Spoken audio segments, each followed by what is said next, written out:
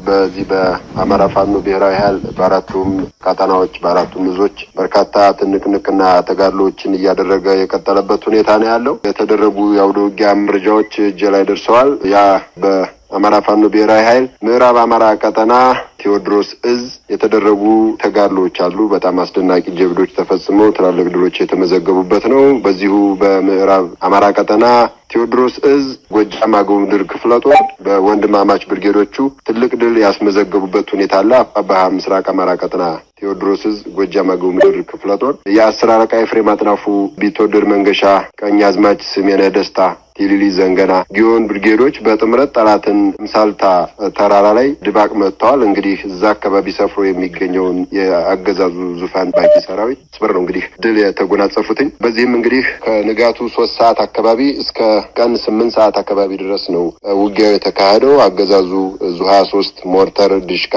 በርካታ የቡድን መሳሪያዎችን ጭምር በታጠቀበትና ከፍተኛ የሚባል ትልቅ የሚባል የተኩስ አቅም ያለው ኃይል ጋር ነው በመፋለም ተራራ ላይ የቁም ምሽግ በሰራበት እነዛን 2 ምሽጎች በመስበር እነዚህ ወንድማማች ብርጌዶች ታላቅ ድል አስመዝግበዋል። በዚህም መሰረት ብርጌዶቹ አጠቃላይ በጋራ 22 ክላሽ ማርከዋል። ወደ 2000 የሚጠጋ የክላሽ ተተኳሽ፣ ወደ 750 የሚጠጋ የብሬን ተተኳሽ ማርከዋል። ወደ 28 የሚጠጋ የጠላት ኃይል የተደመሰሰ ሲሆን ከ30 በላይ ደግሞ ቁስለኛ የሆነበት አጠቃላይ ወደ 2 የሚደርስ የጠላት ኃይል ሙትና ቁስለኛ ሆኖበታል። ይሄ ማለት ሻለቃው በአደረጃጀት ደረጃ ሲታይ የጠላት ሻለቃ ሙሉ ለሙሉ የፈረሰበት ሁኔታ ነው ማለት ነው። ይሄ ሻለቃ ካልተጠገነ በሰው ኃይልም በጦር መሳሪያም በተተኳሽም እንደ አዲስ ፈርሶ ሊሰራ ካልሆነ በስተቀር ሙሉ ሻለቃ የተደመሰሰበት ታላቅ ጀብድ ተሰርቶ ትልቅ ድል የተመዘገበበት ነው ማለት ይቻላል። ጀብደኛው ክፍለ ጦር አገው ምድር ክፍለ ጦር የሰራው ማለት ነው። ከዚህ ጋር ተያይዞ ሰሞኑን የብልጽግናው አገዛዝ አባይ ግድብን ራሱ የሰራው በማስመሰል የአብይ አህመድ ግድብን በማስመሰል ሁነቶችን እያየን ነበር። ያዞምባ እንደሚባለው ያለቀሰ ድራማ እየሰራ የነበረበትን ሁነት የምናስታውሰው ነው። ከዛ ጋር ተያይዞ ፕሮፓጋንዳ ለመስራት በመላው አማራ ማለት ነው አስገድዶ ህዝቡን ሰልፍ እያስወጣ ያለበት ሁኔታ አለ። በዚህም በቴዎድሮስ እዝ አፋባሃ ምዕራብ አማራ ቀጠና ቴዎድሮስ እዝ ራስ ቢትወደድ መንገሻ አቲከም 5ኛ ክፍለ ጦር የቡሬ ዳሞት ብርጌድ አረመኔው ስርዓት በቁጭ ከተማና በቡሬ ከተማ ህዝብን እያስገደደ የድጋፍ ሰልፉን ለማካሄድ እንቅስቃሴ እያደረገ ባለበት አይበገሮቹ የቡሬ ዳሞት ብርጌድ ሻለቆች ሰልፉን ውጊያ በማድረግ ከፍተኛ ጫና ውስጥ በማስገባት አገዛዙን እንዲበተን ያደረጉበት ሁኔታ አለ። ታሪክሶቹ የቡሬ ዳሞት ብርጌድ ያሳምነው ሻለቃን፣ በአክን ዘመነ ሻለቃን በሸዋኮ አቅጣጫ አባይ ሻለቃ፣ ሰፊ ሻለቃና መርከብ ሻለቃ በቁጭ ግንባር በማሰለፍ ስርዓቱ ተልኮ ውድቅ አድርገውበታል። ከዚህ ጋር ተያይዞ አጠቃላይ ዛሬ መስከረም 6 በአውደ ውጊያም የአገዛዙን የዓለም አቀፉን ማህበረሰብ የሚያጭበረብርበትና የሚዋሽበትን ያው በውሸት እንደሚኖር ይታወቃል አገዛዙ። ከዚህ ጋር ተያይዞ ሰልፉን ያከሸፈበት ሁኔታ አለ። ሌላው ደግሞ በዚሁ በተመሳሳይ አሁንም የቀኝ ጌታ ይፍታሄ ንጉሴ በሚያስተዳድራቸው ቀጠናዎች በደንበጫና ሮብ ገበያ የተደረጉ የማደናቆሪያ እንደዚሁ አገዛዙ ሰልፍ ለማድረግ የሞከረበትን የተጠና ኦፕሬሽን በማድረግ አሁንም ሰልፉን ያከሸፉበት ሁኔታ ነው ያለው። የ6ኛ ክፍለ ጦር ህዝብ ግንኙነት የቀኝ ጌታ ይፍታሄ 6ኛ ክፍለ ጦር ህዝብ ግንኙነት መረጃዎቹን ወደ ማዕከል አምጥቶ አድርሶናል ማለት ነው። አጠቃላይ በአውደ ውጊያም ይሁን ያገዛዙን ዓለም አቀፉ ማህበረሰብ የሚያጭበረብርበትን የውሸት ሰልፎች ጭምር በማክሸፍና ህዝባችንን ጠላቱ ዘር ማጥፋት እየፈጸመበት ያለው የብልጽግና አገዛዝ ከዘር ማጥፋቱ ጎን ለጎን በአንድ እጁ ሰላም ያለ ልማት ያለ ጠንካራ ሀገራዊ ስራዎችን የሰራ ለመምሰል በአንድ እጁ ደግሞ ድሮና ታንክና መድፍ ይዞ ህዝባችንን እየጨፈጨፈ የሚሄድበትን እውነት በአውደ ውጊያም ሰልፎችን በማደናቀፍም በሁለት እጁ ይዞ እየተንቀሳቀሰ ያለውን አጀንዳ በማስጣል በአፋባሃ ምዕራብ አማራ ቀጠና ቴዎድሮስ ውስጥ በኩል በጣም ጠንካራ የሚባሉ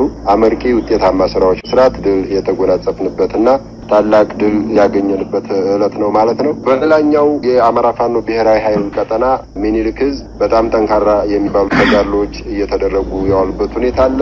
የአማራ ፋኖ ብሔራዊ ኃይል ምስራቅ አማራ ቀጠና ቴዎድሮስ ሚኒልክ እዝ ላይ ንጉስ ሚካኤል አሊኮር ሸዋንግዛው ክፍለ ጦር መስከረም 3 ቀን ወደ ሚዲያ ሳናደርሳችሁ የቀረ ዜና አለ። ቱሊያ አካባቢ ላይ በ3 ፓትሮል ይንቀሳቀስ የነበረ ያገዛዙ ጥምር ጦር ላይ ደፈጣ በመያዝ ሻፊ ወደ ተባለ ቦታ ላይ ደፈጣ በመያዝ በመያዝ 3ቱንም ፓትሮል ሙትና ቁስለኛ በማድረግ የተረፉትንም በ3 ፓትሮል ያሉ የጠላት ኃይል ተመልሶ ወደ መጣበት እንዲሸሽ በማድረግ ትልቅ ድል የተገናጸፈበት ቦታ ለቅርታ ቦታው ቱሊያ የሚባል ቦታ ላይ ነው። በዛሬው ዕለት ደግሞ እንዲሁ ሸዋንግዛው ክፍለ ጦር ከላላ ወረዳ ሻፊ የተባለ ቦታ ላይ 2 ጓድ የከላላ ወረዳ ሚሊሻ ጭምር በመማረክ ታላቅ ድል ያስመዘገቡበት ሁኔታ አለ። እንግዲህ ተማም ሻለቃ ነው እነዚህን ጀብዶች እየሰራቸው ያለው። በዚህ ተጋድሎ በጣም በርካታ የጠላት ኃይል ሙትና ቁስለኛ በማድረግ ትልቅ ድል የተጎናጸፈበት ሁኔታ አለ። ከሙትና ቁስለኛው ባሻገር ደግሞ ከ15 እና ከዛ በላይ የከላላ ወረዳ ሚሊሻዎችን በመማረክ በእጁ አስገብቶ ተሐድሶ በመስጠት ምክር አገልግሎት በመስጠት ፋኖ ጋር ሆኖ የሚታገለውን ፋኖ ጋር እንዲያታገል ወደ ግብርናው ተመልሶ ከቤተሰቡ ጀምሮ ልጆቹን ቤተሰቡን የሚያስተዳድርበትን የሚመራበትን ከዛ ባሻገር ደግሞ የአማራን ሕዝብ የኢትዮጵያን ሕዝብ በግብርናው መስክ የሚመግብበትን ስራውን እንዲሰራ የማድረግ ስራ በዚሁ በተሐድሶ ስራ የመስራት ስራ ሊሰሩ ይችላሉ። ከዚህ ጋር ተያይዞ ንጉስ ሚካኤል አሊኮር ሸዋንግዛው ክፍለ ጦር የተደረጉ በጣም ምርጥ የሚባሉ የተጋሉ መረጃዎች እነዚህን ይመስላሉ። ወደ ሌላኛው መረጃ ስንመጣ በግዙፉ ላስታ አሳምነው ኮር ስር የሚገኘው በአርበኛ ኮማንዶ ዝናለም ሲሳይ የሚመራው ተከዜ ክፍለ ጦር ዛሬ ኩል መስክ አካባቢ የሻላይ የተባለ ቦታ ከወልዲያ በኩል መስክ አድርጎ ወደ ላሊባር ረሽን ጭኖ ሲሄድ የነበረን የጠላት ሰራዊት አንድ ኦራል የጠላት ሰራዊት ሙትና ቁስለኛ በማድረግ ሻለቃ አመራሩን ጭምር በመደምሰስ ታላቅ ድል ያስመዘገቡበት ሁኔታ አለ። እንግዲህ በቅርቡ እንደምታስታውሱት የግዙፉ ላስታ አሳምነው ኮር ስር የሚገኘው ተከዜ ክፍለ ጦር በርካታ የጠላት ኃይል ሙትና ቁስለኛ በማድረግ ብሬኖችን በርካታ ክላሾችና ተተኳሾችን በቅርብ ጊዜ የማረከበት ሁኔታ እንዳለ የሚታወቅ ነው። በዛው ተከዜ ክፍለ ጦር በሚንቀሳቀስበት ቀጠና በቅርብ ርቀት ጠራሪ ክፍለ ጦር በሚንቀሳቀስበት አካባቢ ጊዳን ወረዳ ወንዳች ከተማ አካባቢ ንጹሃኖችን በሞርተር የገደለበት ሁኔታ አለ። ንብረትም ያወደመበት ሁኔታ አለ። በዚሁ በግዙፉ ላስታ አሳምነው ኮር ስር የሚገኘው ሜጀር ጄኔራል ውባንት አባተ ክፍለ ጦር ታላቅ የተሐድሶ ፕሮግራም አድርገው ራሳቸውን ጠንካራ ጎናቸውን በማጠናከር ለአዲስ ድልና ለአዲስ ተጋድሎ የተዘጋጁበት ሁኔታ እንዳለ በተሐድሶ ፕሮግራማቸው አሳውቀውናል። ሌላኛው በልጅ ኢያሱ ኮር በዚሁ በሚኒሊክ ዕዝ ማለት ነው የጎፍ ክፍለ ጦር ወረኢሉ ካቤ ከተማ ድረስ ሰርገው በመግባት በዛሬው ዕለት ሊካሄድ የነበረውን ድራማ የብልጽግና አገዛዝ ሰልፍ መብረቅ ሻለቃ ማለት ነው ጎፍ ክፍለ ጦር ስር የሚገኘው አንዱ አህድ መብረቅ ሻለቃ ከተማው ድረስ ዘርቆ በመግባት ሰልፉን እንዳይከናወን ያደረገበት በርካታ ያገዛዙ ጥምር ጦርንም ሙትና ቁስለኛ አድርጎ ተሳካ የሚባል የከተማ ኦፕሬሽን ካቤ ከተማ በመግባት ሰርቶ የወጣበት ሁኔታ ነው ያለው። ሌላኛው የሰሜን ወሎ ዞን መቀመጫ ላይ ምስራቅ አማራ ኮር አንድ አሳምነው ክፍለ ጦር 5ኛ ሻለቃ ትላንትና ምሽት መስከረም 5 ለመስከረም 6 ሌሊት 5 ሰዓት ላይ ወደ ወልዲያ ከተማ ዘርቀው በመግባት በፓትሮል ይንቀሳቀሱ የነበሩ የአገዛዙ ጥምር ጦር ሰራዊት ላይ በጣም አደገኛ የሚባል የደፈጣ ጥቃት በመፈጸም በጨለማ ማለት ነው በርካታዎችን ሙትና ቁስለኛ በማድረግ የተሳካ የሚባል ኦፕሬሽን በመስራት ሰልፉንም ጭምር ያስቀሩበትና ድል ያስመዘገቡበት ሁኔታ ነው ያለው። እንግዲህ 5ኛ ሻለቃ አሳምነው ክፍለ ጦር ስር ቀጠናውንም ስለሚያውቁት በርካታ አስደናቂ ጀብዶችን እዛ አካባቢ በመስራት ትልቅ ልምድ ያላቸው ሻለቆች ናቸው። በዚህም አገዛዙ በምሽት ብሬን ጭምር በዘፈቀደ በመተኮስ የንጹሃን ቤት ያወደመበትና ንጹሃኖችን ያቆሰለበት ሁኔታ አለ።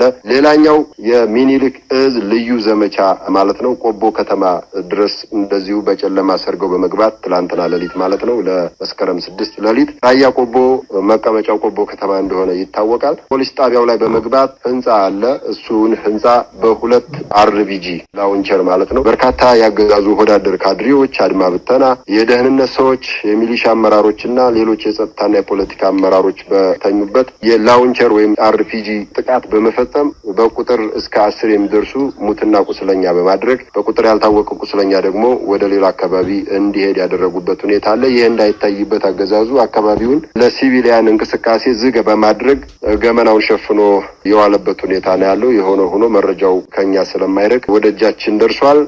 ከእስከ 10 የሚደርሱ የጠላት ኃይል ሙትና ቁስለኛ በተለይ አመራር ሰጭ የሆኑ የጠላት ኃይል ሙትና ቁስለኛ የሆኑበት ድል በልዩ ዘመቻ ማለት ነው በምስራቅ አማራ ቀጠና ሚኒሊክ ዕዝ ልዩ ዘመቻ ታላቅ ጀብድ የተፈጸመበት ሁኔታ አለ። በሌላኛውና በጣም አስደናቂ ድል ነው ተብሎ በዛሬው ዕለት የደረሰው ለህዝባችንም አጠቃላይ በዓለም ላለው የትግላችን ደጋፊ በምስራቅ አማራ ኮር አንድ ባለሽርጡ ክፍለ ጦር የተሰራው ታላቅ ጀብድ ነው። እንግዲህ የሰሜን ወሎ ዞን ስር ከሚገኘው በሀብሩ ወረዳ ማለት ነው 24 ቀበሌ ይመስለኛል ጃራ የሚባል ወታደራዊ ማሰልጠኛ አለ። ካሁን በፊት የተፈናቃይ ካምፕ ነው የነበረው። አሁን ተፈናቃይ የሚባል ነገር እዛ አካባቢ ስለሌለ ወታደራዊ ካምፕ አድርጎት ሚሊሻዎችን ለማሰልጠን ያስገባበት ሁኔታ አለ። በራሳቸው ሚዲያ ሚሊሻዎችን እያሰለጠኑ ከፍተኛ የሚሊሻ አድማ ብተና የመከላከያ ጄኔራሎችና ኮሎኔሎች እንዲሁም የሰሜን ወሎ ዞን ካድሬዎች ራሳቸው ባሳዩን መሰረት ሚሊሻ እያሰለጠኑ የከረሙበት ሁኔታ አለ። ሚሊሻዎቹ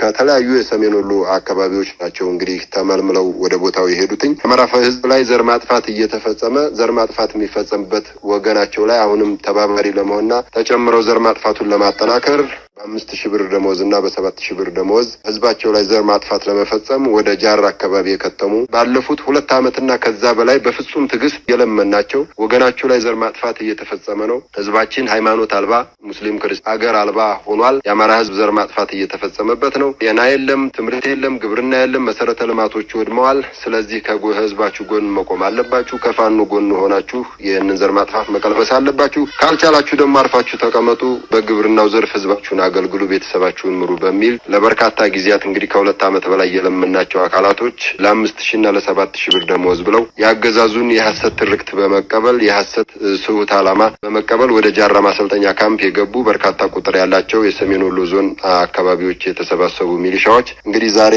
መስከረም 6 ትላንትና ከመስከረም 5 ወደ መስከረም 6 ሌሊት 10 ሰዓት ላይ በተጀመረ ንጋት ዛሬ 12 ሰዓት ተኩል በተጠናቀቀ ከባድ ኦፕሬሽን የምስራቅ አማራ ኮራን ባለሽርጡ ክፍለ ጦር በፈጸመበት ከበባና በጣም አስደናቂ የሚባል ጥቃት ሙሉ ለሙሉ በሚባል ደረጃ ካምፑ የፈረሰበትና በርካታ አሰልጣኙ የተደመሰሰበት የተማረከበትና ቀሪው ደግሞ ፈርጦ የሚሄድበት እጅግ አስደማሚ የሚባል ድል የተጎናጸፍንበት ሁኔታ አለ። በዚህም እንግዲህ በዚህ ድል በርካታ ነገሮች እየወጡ ያሉበት ሁኔታ ነው ያለው። ከዚህ ጋር ተያይዞ ዛሬውኑ በጣም አፋጣኝ በሆነ ጊዜ የአማራ ክልል ብልጽግናና የደህንነት መስሪያ ቤቱ በተለይ እዚህ አካባቢ ሰሜን ወሎ አካባቢ እየተንቀሳቀሰ ያለው የሰሜን ምስራቅ እዝ ማለት ነው አጠቃላይ የደህንነት መስሪያ ቤቱና ክልሉ በአፋጣኝ ለግምገማ የተቀመጠበት ሁኔታ አለ። በዚህ ግምገማቸው በጣም በብስጭት የተናገሩትና የገመገሙት ምንድነው 2ኛ ዙርና 3ኛ ዙር ለማስገባት አቅደን ነበር። ዛሬ ላይ በተፈጸመብን ከባድ ጥቃት ግን 2ኛና 3ኛ ዙር ለማስገባት ያቀረው የሚሊሻ አሰልጣኝ አይገባልንም በሚል የገመገሙበት ሁኔታ ነው ያለው። በዚህ ልክ ነው የገመገሙት። እንግዲህ ግምገማቸው የሚያሳየው ለሞቱት ሚሊሾች ምንም ደንታ እንደሌላቸውና የሚያሳስባቸው 2ኛና 3ኛ ዙር ሊያስገቡት የነበረው ሰልጣኝ ነው ማለት ነው። እንግዲህ እነዚህ ሚሊሾች እንደተናገርኩት 2 ዓመትና ከዛ በላይ በአደባባይ በማህበራዊ ሚዲያም በትላልቅ ሜንስትሪም ሚዲያዎችም ሃይማኖት ቦታዎችም በመስጊድም በቤተክርስቲያንም በተለያዩ ማህበራዊ ጉዳዮችን በክርስትናም በሰርግም በተስካርም በመውሊድም በሁሉም ቦታ በሰደቃም ባገኘነው አጋጣሚ ሁሉ ፋኖ 2 ዓመትና ከዛ በላይ ወገናችንን በመሰብሰብ ያስተማርንበት ሁኔታ አለ እና ዓላማ ይዘን ህዝባችንን ከዘር ማጥፋት ለመታደግ በርካታ ጊዜያቶችን እየለመን ኖረናል። ይህንን ወደ ጎን አድርገው ባገዛዙ ሴሰኛ የመከላከያና የፖለቲካ አመራሮች ተሳሳተ አጀንዳ ውስጥ ተጠልፈው ገብተው ለዚህ ድርጊት ተዳርገዋል ማለት ነው። ጅብ ከሚበላ ጅብ በል ተቀደስ ነውና የህዝባችንን ህልውና ለማረጋገጥ ምናልባትም ይሄ ብቻ ሳይሆን ከዚህም በላይ የሞተው ሙቶ የጠፋው ጠፍቶ የአማራ ህዝብ ህልውናው መረጋገጥ አለበት ብለን እናምናለን፣ በጽኑ እናምናለን። ከዚህ ጋር ተያይዞ ሁሉም ሊታወቅ የሚገባው ነገር በተለይ ከራያ አካባቢም ወደዚህ አካባቢ ለስልጠና እየሄዱ አሉ። አገዛዙ እያደረገ ያለው ምንድነው? ከብልጽግና ጋር ሆናችሁ ሚሊሻ ሰልጥናችሁ ወያኔን በጋራ እንዋጋለን በሚል የተሳሳተ አጀንዳ በመስጠት እነዚህን ወገኖቻችንን ለእንደነዚህ አይነት ጥቃት እያጋለጣቸው ነው ያለው አገዛዙ። አሁንም መሟች ቤተሰቦችም የተጎዱ ቤተሰቦችም ይሁን በቀጣይ ወደ ሚሊሻነት ወገኖቻቸው ቤተሰቦቻቸው የሚገቡ የአማራ ህዝብ ማወቅ ያለበት በተለይ ከራያ አካባቢ በመምጣት ወደዛ ማሰልጠኛ ካምፕ የገቡ ወደፊትም ሊገቡ ያሰቡት መታሰብ ያለበት ሀቅና እውነታ ምንድነው? የመከላከያ የደህንነት መስሪያ ቤቱና የአማራ ክልል ብልጽግና ግምገማ እንደሚያሳየው 2ኛና 3ኛ ዙር ስለሚያስገቡት ሰልጣኝ እንጂ ስለሞቱት ምንም አይነት ደንታ እንደሌላቸው የገመገሙበት ሁኔታ አለ። ግምገማቸው ወዲያው እንዳለቀ ነው የደረሰን። የሆነ ሆኖ በዚህ ሁኔታ የራያ ህዝብ በተለይ ማወቅ ያለበት ነገር ካሁን በፊት ከሰሜኑ ጦርነት 2 ዙር ከተካሄዱት የሰሜኑ ጦርነት 3 ዙር ማለት ነው ከተካሄደው ከሰሜኑ ጦርነት ማግስት ራያ ላይ ማለትም ራያ ለማጣ ከተማ፣ ኮረም፣ ሆፍላና ባላ አካባቢ አጠቃላይ እስከ በር ተክላይና ጉንብዳ ድረስ ባለው የአማራ ክልል ከአንዴ 2 ጊዜ መዋቅር ሰርቶ ማስተዳደር የጀመረበት ጊዜ ነበረ። ግን ደግሞ ዘላቂ መፍትሄ ስላልተበጀለትና ስርዓታዊ መዋቅራዊ ስላልተደረገ መዋቅሮቹ ፈርሰው አጠቃላይ መንግስት አልባ ሆኖ ያለበት ሁኔታ ነው ያለው። ህዝቡ አጠቃላይ የአማራ ህዝብ መንግስት አልባ ነው። በራያና በወልቃይት ያለው ደግሞ በጣም የተለየ ነው። ስለአሁኑ አጀንዳችን ስለ ራያ ስናነሳ ደግሞ በዚህ ደረጃ ህዝቡ መንግስት አልባ የሆነ ህዝብ ነው። አገዛዙ ደግሞ ለሚፈልገው ዓላማ የራያን ህዝብ ግማሹን በብልጽግና ግማሹን በፋኖ አድርጎ የማዋጋት የማጫረስ ዓላማ ነው ያለው። በዚህም ደግሞ የግምገማ ቸው እንደሚያሳየን በጣም ደስተኛ እንደሆኑ የተሳካ ስራ እንደሰሩ ነው የሚታወቀው። ምክንያቱም ታንካችን ሳይሆን ባንካችን ነው ውጤት ያመጣልን እያለ ሽመልስ አብዲሳ የተናገረበትን የቅርብ ጊዜ ንግግር የምንረሳው አይደለም። ይሄ ማለት አማራን በገንዘብ እየገዛን እርስ በርሱ እናባለዋለን ባሉት መሰረት አሁንም የሞቱት የቆሰሉት ሚሊሻዎች ሳይሆን ያሳስቧቸው 2ኛና 3ኛ ዙር እናስገባለን ብለን ነበር። ያንን አናገኘውም በሚል ነው የገመገሙት። ሌላው መታወቅ ያለበት ነገር መዋቅሩ ከአንዴ 2 መፍረሱ ከብልጽግና ጋር ሆኖ የሚፈታ የአማራ ህዝብ ጥያቄ የለም። በተለይ ደግሞ የራያ ህዝብ ማወቅ ያለበት ከብልጽግናው ከአብይ አህመድ ጋር ሆኖ የሚፈታ የራያ ህዝብ ጥያቄ የለም። አሁንም ምክራችንን የምንለግሰው ከአማራ ፋኖ ጎን በመሰለፍ ዘላቂ የሆነ የአማራ ህዝብ ጥያቄ ማስመለስ፣ የራያ ህዝብም ጥያቄውን ማስመለስ አለበት ብለን በጽኑ እናምናለን። ከዚህ ጋር ተያይዞ በቀጣይም በዚህ የተሳሳተ አጀንዳ ከመግባት ይልቅ ከተቻለ ወደ ፋኖ በመግባት ከፋኖ ጋር በመሆን የአማራን ህዝብ የህልውና ትግል በመቀላቀል ህልውናውን መጎናጸፍ የማንነት ጥያቄ የሚሆኑ ሌሎች አጠቃላይ ሁለንተናዊ ጥያቄዎቻችን የሚመለሱት የአማራ ፋኖ በያዘው መንገድና የትግል መስመር ነው ብለን እናምናለን። ከዚህ ጋር ተያይዞ በቀጣይም በተሳሳተ ዓላማ ወደዚህ ዓላማ የሚገቡ ሚሊሻ፣ አድማ ብተና፣ ፖሊስ፣ ሌሎች ካድሬዎችም ጭምር አሁንም በፍጹም ትዕግስትና ተስፋ ያለመቁረጥ ጥሪያችንንም ጭምር እናስተላልፋለን። አጠቃላይ የአማራ ፋኖ ብሔራዊ ኃይል በዛሬው ዕለት የደረሱን የሁለቱ ቀጠና የአውደ ውጊያ ሌሎች ፖለቲካዊና ዲፕሎማሲ መረጃዎች እነዚህን ይመስላሉ። በደቡብ አማራ ቀጠናና ሰሜን አማራ ቀጠና በኢንተርኔትና በስልክ ችግር ምክንያት እስካሁን ባለው ሁኔታ መረጃዎች ያልደረሱን እንደደረሱን የምናደርስ ይሆናል። አመሰግናለሁ።